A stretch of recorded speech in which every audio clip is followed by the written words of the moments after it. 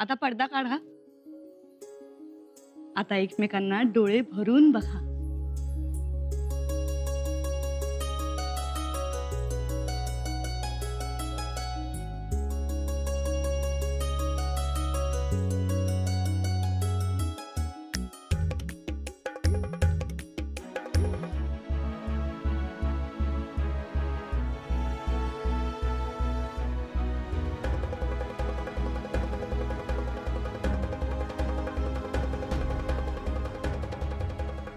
येसू,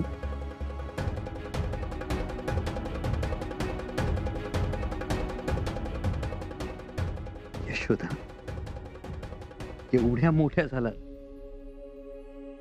तुम्ही पण आम्ही ओळखलं तुम्हाला. आम्ही सुद्धा ओळखलं की. कसं?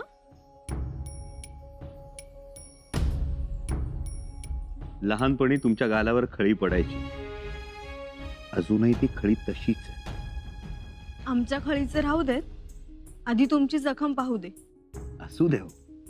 आम्हाला कळालं तसं आमच्या जीवाचा थरकाप झाला. घाबरला? मग छत्रपतींची सून सुद्धा घाबरते, आम्हाला आज कळलं. आता शब्दांची तलवार नका चालव, जखम पाहू दे. आम्ही खूप छान जखम बांधू. 2 दिवसात खपली धरेल. का गडबडून जाऊ.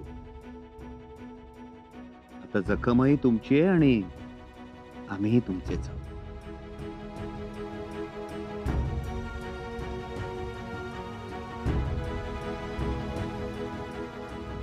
येसू, तुम्ही एवढी काळजी करताय आमची, आणि आम्ही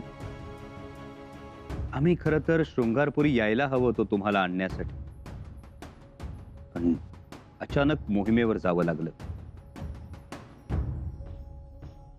जर आपण मोहीम सोडून आला असतात तर आम्हाला फार वाईट वाटलं असतं. जे केलं ते चांगलं केलं. पहिलं स्वराज्य महत्वाचं. पण स्वराज्याच्या युवराज्ञी सुद्धा महत्वाच्या.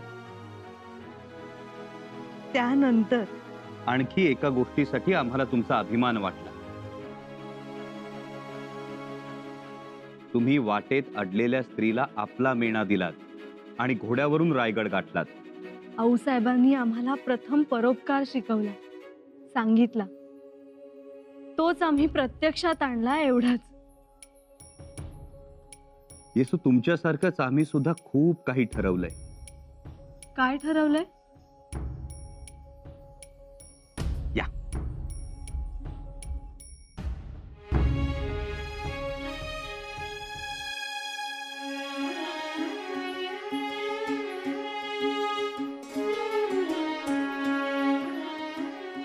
या.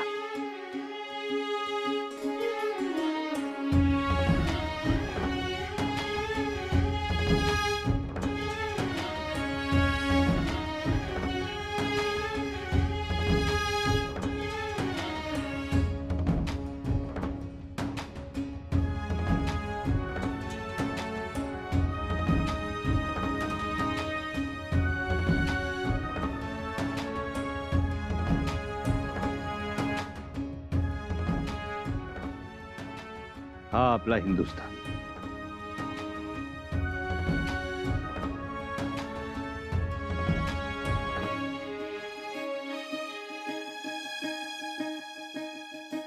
हा मोगल.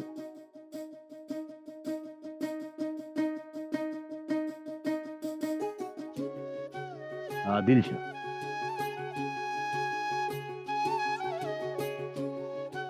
कुतुबशाह.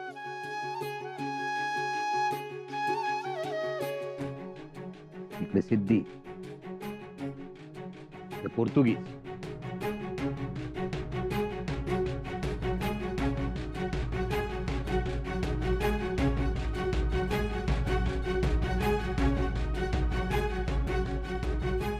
आणि हा भगवा म्हणजे स्वराज्य. हे नीट बघा. मोगल साम्राज्य आपल्या स्वराज्यापेक्षा 100 पटीनं मोठं आहे. 100 पटीनं. पण तरी सुद्धा मोगल आमच्या आबासाहेबांना वचकून आहे. आज स्वराज्यातल्या किल्ल्यांची संख्या 300 आहे. आपल्याला ती संख्या 3000वर न्यायची. युवराज, येसू कुठल्याही परिस्थितीत आऊसाहेबांचं आणि आबासाहेबांचं स्वप्न आपल्याला पूर्ण करायचं. स्वराज्य वाढवायचंही आणि त्याचं रक्षणही करायचं. येसू, त्यासाठी तुम्हाला आमच्या खांद्याला खांदा लावून भक्कमपणे उभं राहावं लागेल. राहाल? जरूर. प्रसंगी ढाल तलवार घेऊन लढावंही लागेल. तुम्ही चुलीसमोर बसण्यापेक्षा तोफेच्या बाजूला उभ्या राहिलेल्या दिसलात तर आम्हाला मोठा आनंद. मुलाबाळात रमण्यापेक्षा रयत हीच आपली मुलं बाळ आणि स्वराज्य विस्तार हाच आपला संसार. येसू, ज्याप्रमाणे आऊसाहेब आबासाहेबांच्या पाठीशी भक्कमपणे उभ्या राहिल्या ना, तशाच तुम्ही आमच्या पाठीशी. तुम्हाला कंबर कसावी लागेल. आम्ही कंबर कसून तयार आहोत.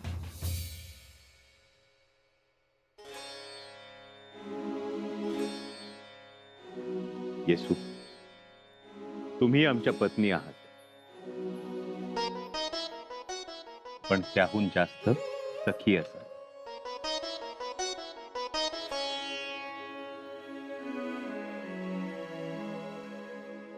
जी युवराज.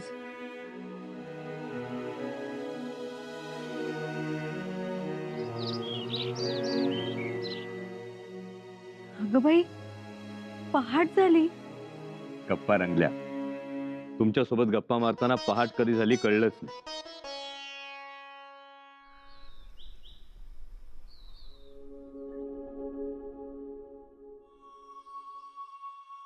झालं का जगदीश्वराचं दर्शन? हो. अभिषेक केला, पूजा केली, खूप प्रसन्न वाटलं. वय तर. अव तो शंभूदेव पाठी राखा आणि ह्यो शंभू राजा सौख्यदाता नाही का? हं? सौख्यदाता.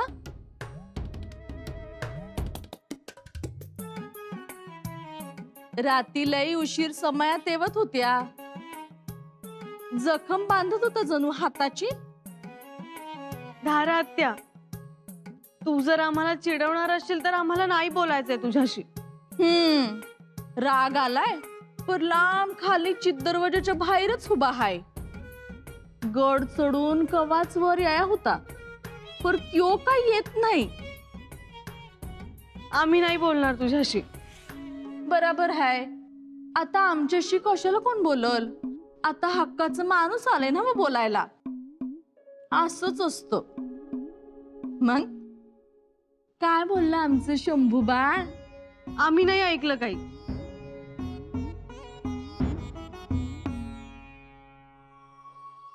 कसं ऐकू येईल? अशा वक्ताला सावध असून बी बेसावधपणाचं सॉंग आणतात माणसं.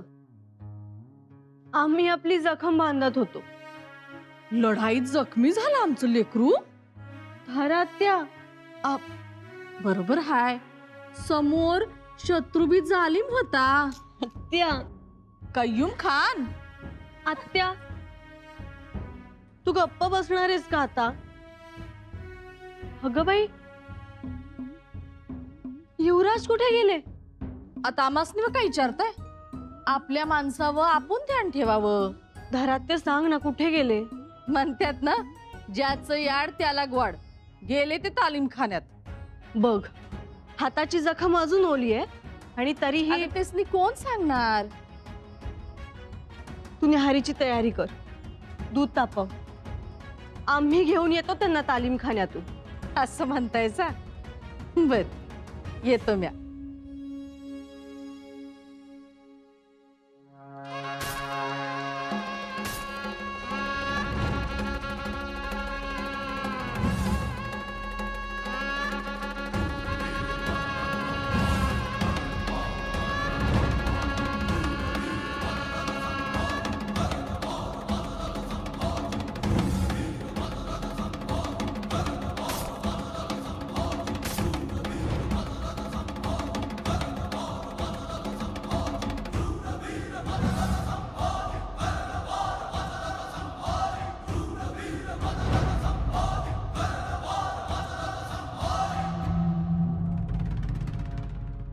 किती वेळा सांगितलं, अचानक अशा मध्ये येत जाऊ नका. आम्ही भानावर असतो नसतो. युवराज, जखम ओली आहे, घाव घेराय. ती बरी झाली की व्हा पुन्हा बेभान. युवराजनी आम्ही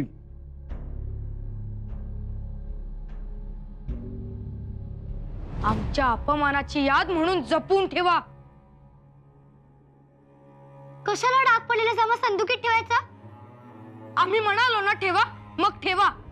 ग बाई,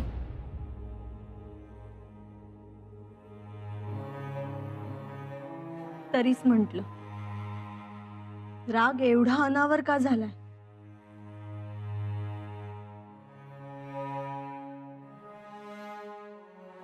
जाम्यावरचा डाग फिकट वाटतोय. खूप काळ गेला म्हणून का? नाही.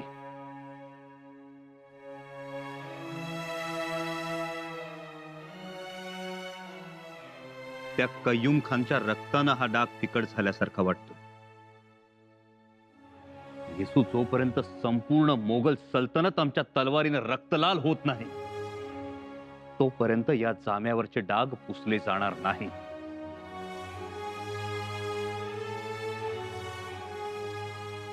पण त्यासाठी स्वतःला जपावं लागेल ना.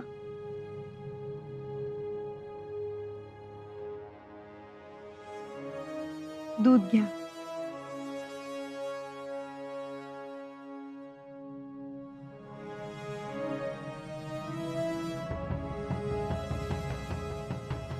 थांबा, काय झालं?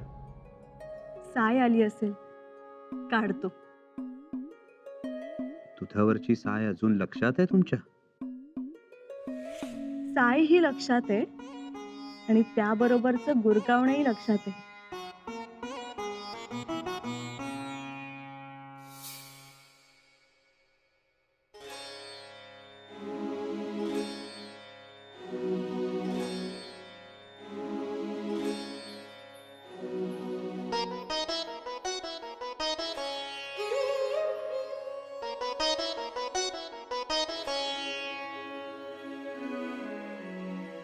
एक विचारू? हं? दुधावरची साय लक्षात ठेवता, जाम्यावरचा डाग लक्षात ठेवता, पण कालची एक गोष्ट मात्र विसरला. कालची गोष्ट कुठली? आम्ही आपलं औक्षण केलं, पण आपण ओवाळणी दिली नाही. विसरलो खरे, पण आत्ता बोला, काय देऊ? तुमचा वेळ.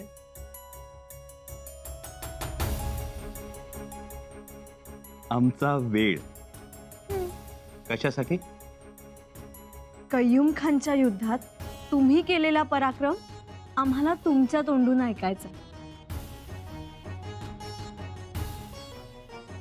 बर,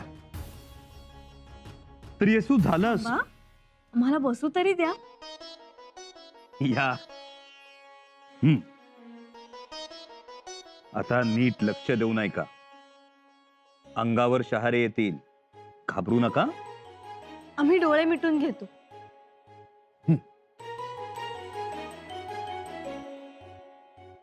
उत्तम. तर येसू झालं असं, कय्यूम खानाचा किल्ला अभेद्य, अजिंक्य वाटावा असा, त्यात कय्यूम खान कसलेला लढवय्या सेनापती. आम्ही कय्यूम खानाच्या समोर गेलो. कय्यूम खान समोर उभा ठाकला. तलवारीला तलवार भिडली. मोठी लढाई झाली आणि कय्यूम खान मेला.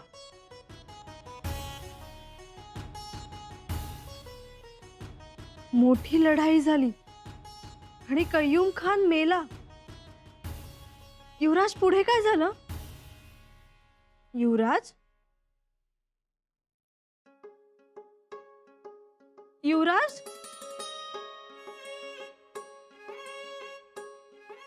गेले, निघून गेले. आम्हाला गुंगारा देऊन निघून गेले. पण आम्ही काय कय्यूम खान आहोत तसं सहजासहजी फसवायला? येसूबाई आहोत. हात सोडणारच नाही युवराजांना ऐकल्याशिवाय. तोफा आणि जेजळांना आतून बाहेरून तेल लावून घ्या आजच. जी युवराज. तातडीनं सुरुवात कर. वय युवराज.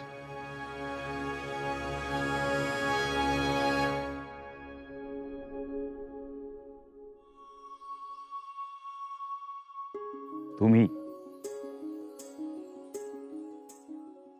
पुढे काय झालं? काय? त्या दुर्गम किल्ल्यावर कशी मात केलीत तुम्ही? येसू येसू आमच्याच तोंडानं आम्ही आमचाच पराक्रम कसा सांगायचा? मग येसू माणसानं पराक्रम असा गाजवावा की शाहिरांनी त्याच्यावर पोवाडे करावे.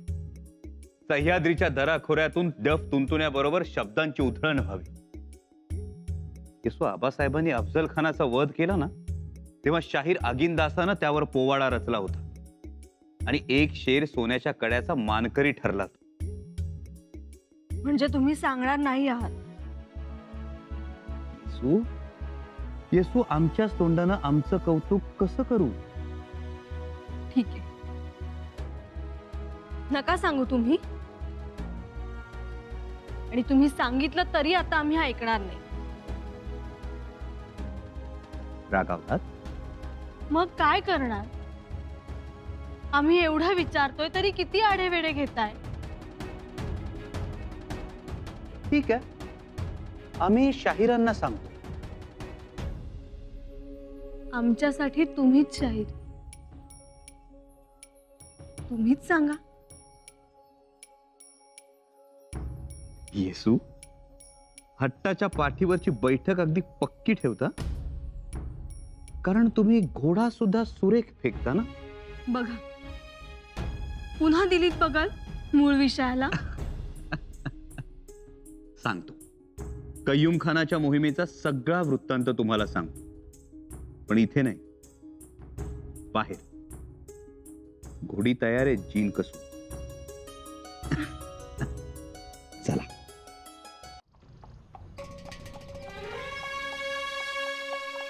आम्ही घोड्यावर स्वार आहोत. युवराजांच्या रिकिबीला रिकीब मारून दौड मारतोय आणि तेही महालाच्या बाहेर. आमचा तर विश्वासच बसत नाहीये युवराज. विश्वास तर आमचा सुद्धा बसत नाही. हो ना? तसं तर आजही एक महत्वाचं काम होतं शिवापट्टणला. मग रहित केलं. परवाच्या लढाईत तंबू रावट्यांच्या कापडाचं बरंच नुकसान झालं होतं. ते एकदा नजरे खालून घालायचो. मग जा घेऊन घोडा परत. रागवला? येसू आम्ही तुम्हाला अगदी लहानपणीच सांगितलं होतं, आमचं लग्न तलवारीशी झालं. आठवलं? आठवलं नाही? आता प्रचिती सुद्धा येते. पण आता तुम्हाला आणखीन एक करावं लागेल. काय? तुमचं लग्न आमच्याशीही झालंय हे आता तलवारीला सांगा. ठीक, तलवार घरात येईल तेव्हा सांगू. घरात म्हणजे? घरात म्हणजे म्यानात. आणि येसू आमची तलवार तोपर्यंत म्यानबंद होणं शक्य नाही जोपर्यंत हा हिंदुस्थान मुघल, सिद्धी आणि पोर्तुगीज मुक्त होत नाही. म्हणजे आता सांगणे मुमकिन नाही तर असतं.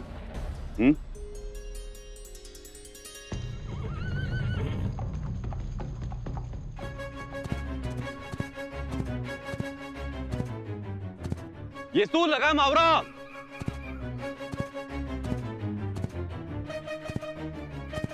येसू वाट अडचणीची आहे. पुढे कडा आहे.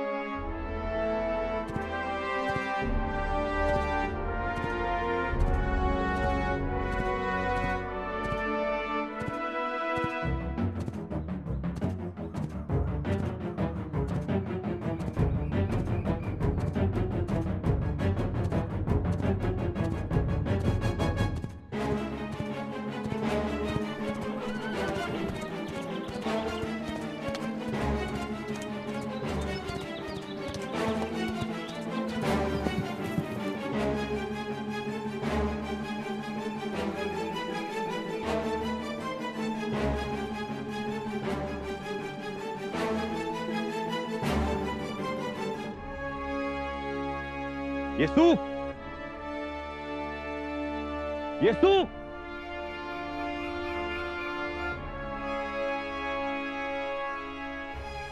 येसू येसू येसू